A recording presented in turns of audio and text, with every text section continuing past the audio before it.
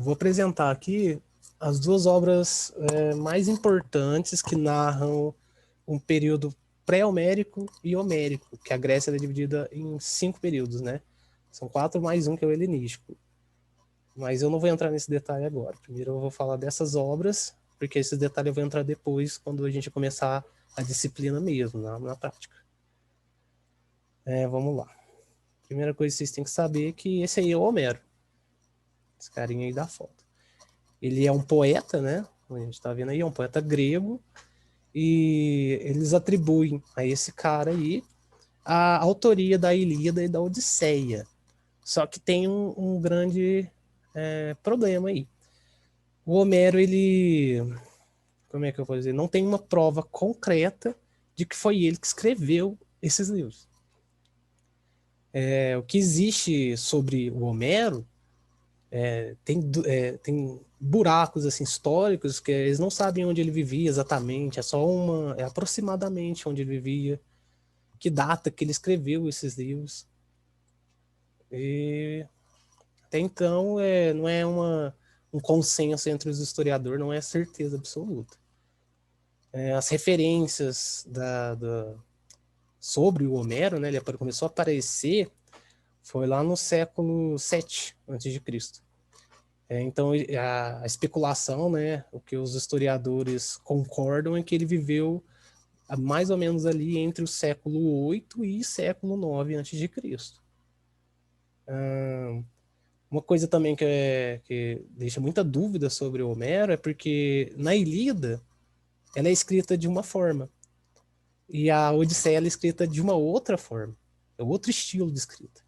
E isso, alguns críticos, eles acreditam que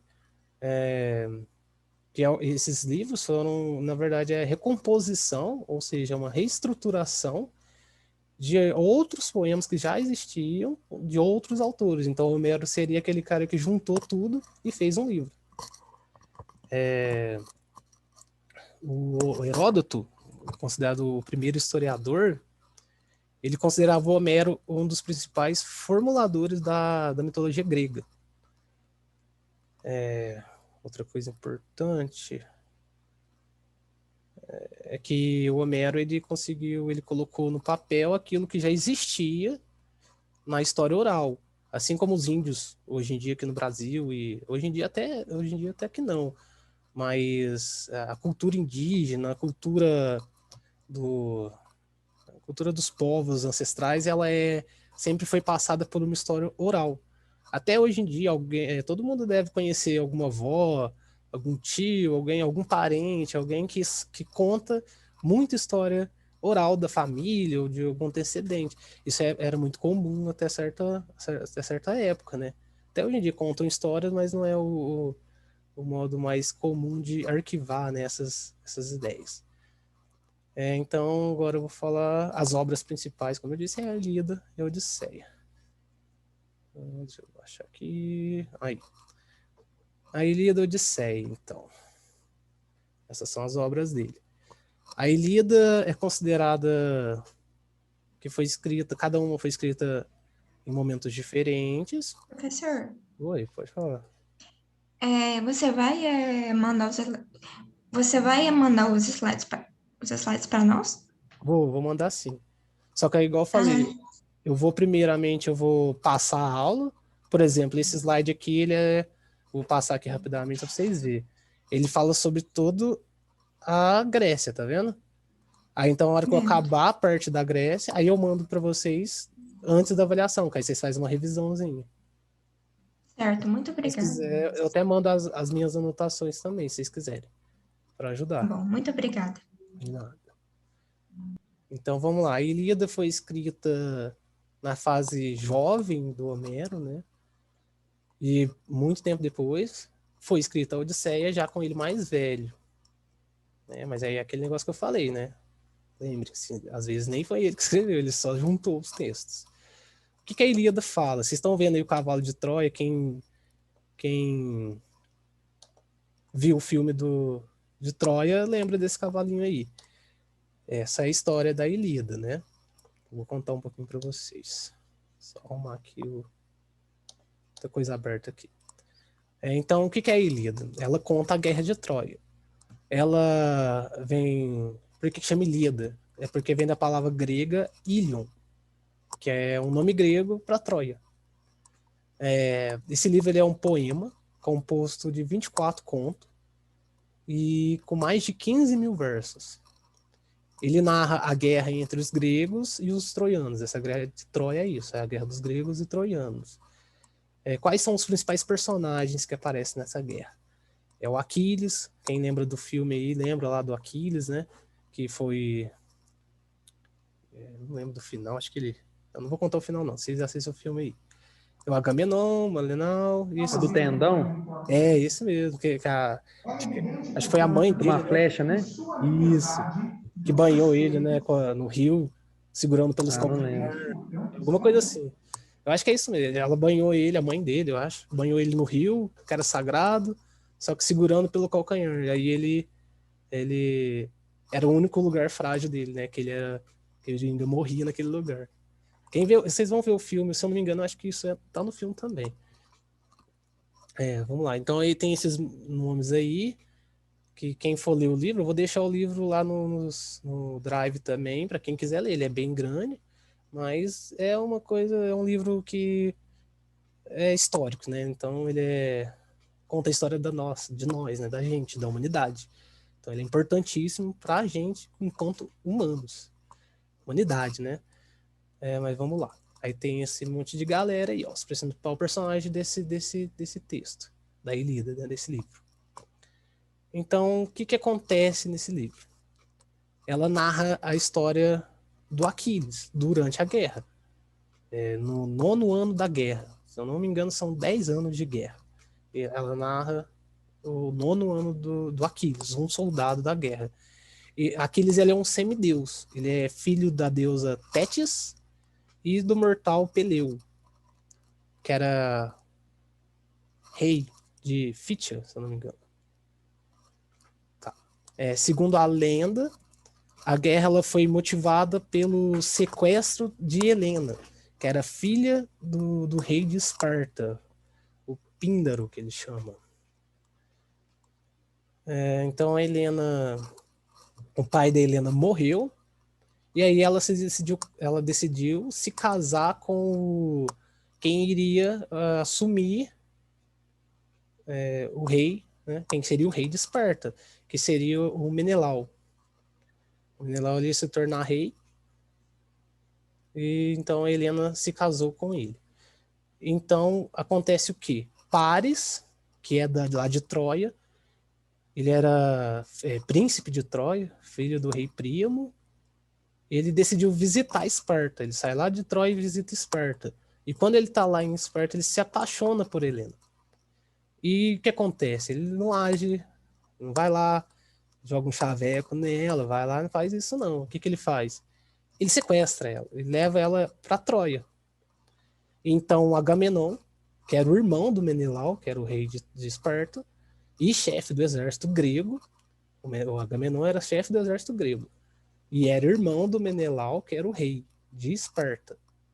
Então esse Agamenon ele reúne vários soldados, e entre esses soldados estava Aquiles e Ulisses, que conta na história da Odisseia. Então eles juntam um exército e marcham para Troia, jurando conquistar o palácio dele, do rei de Troia. Então acontece muito combate, muita guerra, durante 10 anos. No livro, alguns deuses participam, né? Alguns não, várias vezes os deuses participam da guerra, ajudando ali. E os homens, né, os heróis da guerra, eles são semideuses mesmo. Os caras tem poder, são muito fortes, bem sobre-humano. É uma coisa que o humano faria. Então, depois de 10 anos dessa luta, os gregos decidem fazer um plano, porque 10 anos de luta, os Esparta ganhava algumas vezes e os troianos ganhavam outras vezes, né? Os Esparta não, os gregos. Os gregos ganhavam algumas vezes, os troianos ganhavam algumas outras vezes. E então os gregos decidiram fazer uma ideia, que é esse cavalinho aí. Que essa ideia eu acho que foi do Ulisses. Ele dá a ideia, então o que acontece?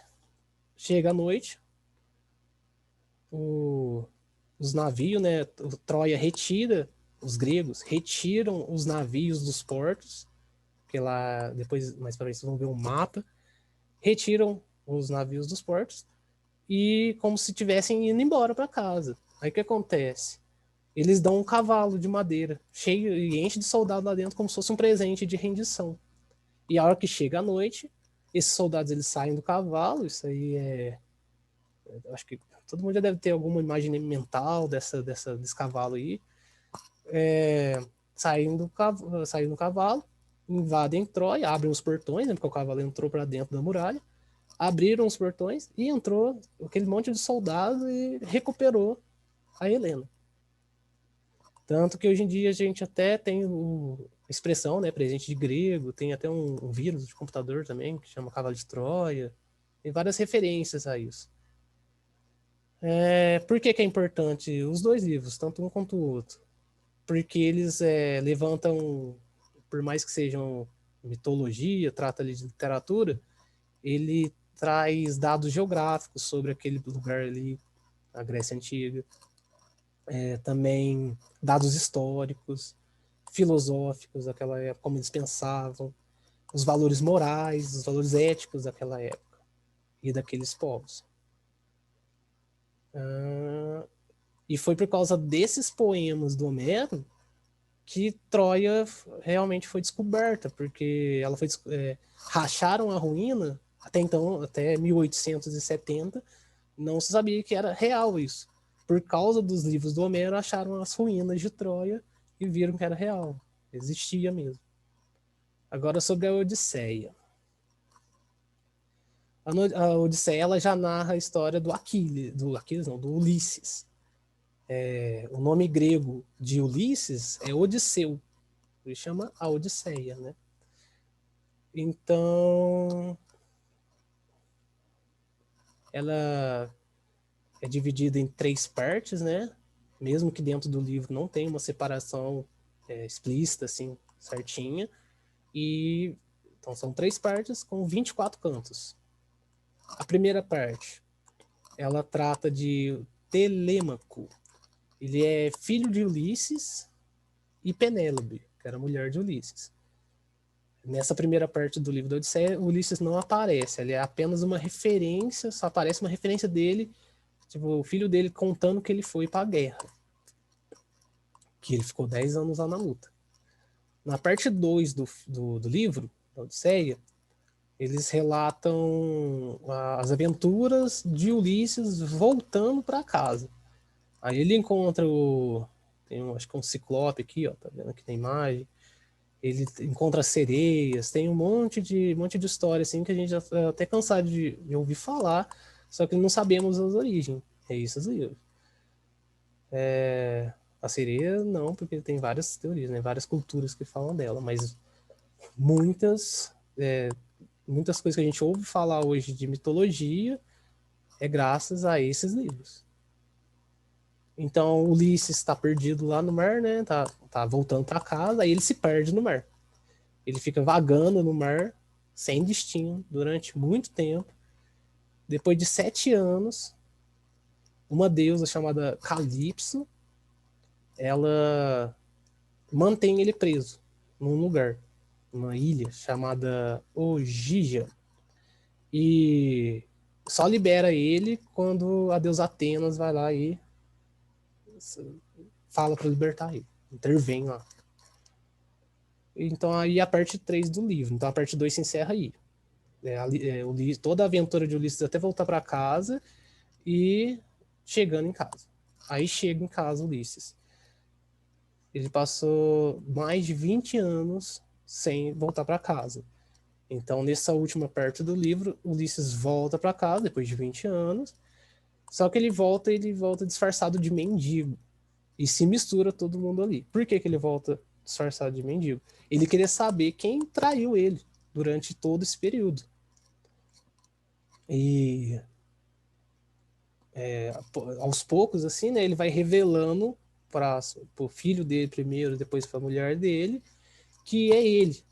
Ele é Ulisses. Ele voltou. E No final, mas ao final ele luta contra esses traidores, mata eles e volta pro palácio que ele morava. E por enquanto, gente, eu vou parar por aqui, porque falta pouco.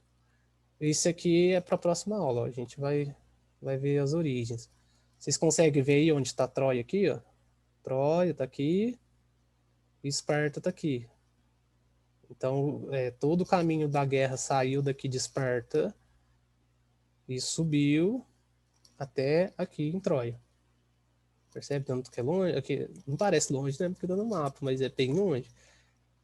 Tem que atravessar bastante espaço em água, né? No Mar Egeu. Gente, alguma dúvida?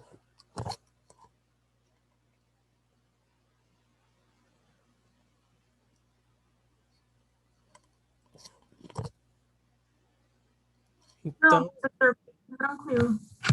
tranquilo? Então, eu vou acabar por aqui hoje. Como eu disse, eu não estou com o material todo montado. E como eu estou montando ele ainda, eu vou deixar a aula de amanhã para vocês verem o filme de Troia. Se vocês quiserem um link, eu dou um jeito de achar aqui, algum link, alguma coisa, e posto lá no grupo. Se vocês não conseguirem achar, tiverem dificuldade. Eu acho que não é muito difícil achar esse filme, não. E eu quero que vocês prestem atenção quando for ver o filme, tentar ver como é que é a sociedade lá da época, como é que eles se comportavam. Apesar que, por mais que seja hollywoodiano, tem ali suas... como é que eu posso dizer? Coisas de Hollywood, vocês sabem, né? Exageram muito em algumas coisas, muito romance, transforma algumas cenas que parece que não existiria naquela época da Grécia Antiga, mas retrata muito bem ali o contexto da cultura e das cidades. Acho que, se eu não me engano, tem o cavalo também. Eu acho que tem mesmo. Não, tem sim, tenho certeza. Então, é isso que eu vou deixar para vocês. Então, vocês veem um filme, depois a gente comenta na aula, antes de começar, o que vocês acharam do filme, se vocês notaram alguma coisa ali, e também tenta associar ao que a gente vive hoje. É importantíssimo a gente sempre ter a crítica como nosso guia, criticar o conteúdo, olhar para ele e não só olhar, olhar e falar assim, não, por que é assim? Ah, mas hoje em dia é assim. Será que é por causa daquilo? Entende? Eu quero que vocês tenham esse olhar de crítica, de olhar para aquele conteúdo e tentar não só ver, mas tirar alguma coisa ali, como eu disse, tentar perceber a sociedade deles e relacionar com o que a gente tem hoje em dia. Alguma dúvida? Ô, professor, só ligar o vídeo aqui. Deixa eu ver se vai pegar. Tá funcionando aí? Tá laranja a tela. Ah, pera aí. Aí, foi. Ah, agora deu certo. Nenhuma dúvida não, só parabenizar pela aula aí. Eu cheguei agora no finalzinho, só para dar um alô pro pessoal aí que eu vou trabalhar a história do Brasil com eles e a partir da manhã a gente está aí com as 10 horas. Parabéns, ótima aula aí, só vi o finalzinho, tava na reunião, mas valeu. Então é isso aí, gente. Boa noite e Boa amanhã noite. estamos juntos aí. Boa noite, professor. Boa noite. Boa Boa noite, hein? noite. Tchau, Boa gente. noite. Boa noite.